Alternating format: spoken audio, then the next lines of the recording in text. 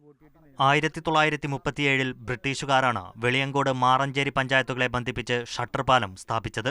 ഉപ്പുവെള്ളം കയറുന്നത് തടയാനും ജലലഭ്യതയ്ക്കും ഏറെ പ്രയോജനകരമായിരുന്നു ഇത്. പിന്നീട് മാറി മാറി വന്ന സംസ്ഥാന സർക്കാരുകൾ ആദ്യം 1984-ലും പിന്നീട് 2000-ലും റെഗുലേറ്റർ കം ബ്രിഡ്ജ് എന്ന പുതിയ പദ്ധതിക്ക് 2 തവണയായി തറക്കല്ലിട്ടു.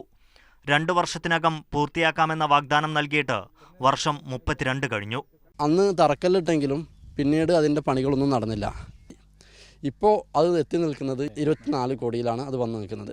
കാരണം 30 കിലോമീറ്റർ ദൂരത്തേക്ക് ഏകദേശം 6 പഞ്ചായത്തും ഒരു മുനിസിപ്പാലിറ്റിയും പ്രദേശങ്ങൾ മുഴുവൻ കവർ ചെയ്യുന്ന വലിയൊരു പദ്ധതിയാണിത്.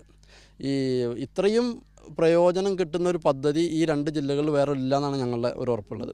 ഇത്രയും ഒരു പദ്ധതി ഇതിൻ്റെ ബന്ധപ്പെട്ട ആളുകൾ മനസ്സിലാക്കിയില്ല എന്നുള്ളതാണ്. പദ്ധതിയുടെ നിർമ്മാണത്തിനായി നേരത്തെ താൽക്കാലികമായുണ്ടായിരുന്ന ഷട്ടറും തകർത്തതോടെ നാട്ടുകാർ വലിയ പ്രതിസന്ധിയിലായി.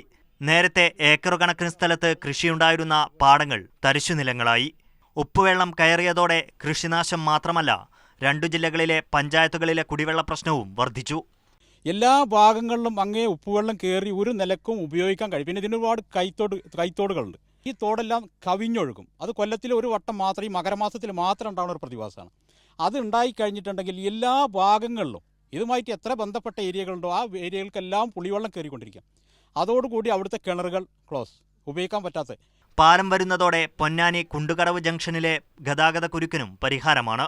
കോഴിക്കോട് എറണാകുളം ദേശീയപാതയും പാലക്കാട് പൊന്നാനി സംസ്ഥാന പാതയും ബന്ധിപ്പിക്കുന്നതാണ് പദ്ധതി.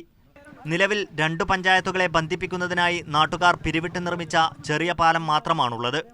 എന്നാൽ ഇതെല്ലാം വർഷങ്ങളായി അധികൃതരുടെ ശ്രദ്ധയിൽപ്പെടുത്തുമ്പോൾ വാഗ്ദാനങ്ങൾ മാത്രമാണ് നാട്ടുകാർക്ക് ലഭിക്കുന്നത്. മാതൃഭൂമി ന്യൂസ്, തിരൂർ.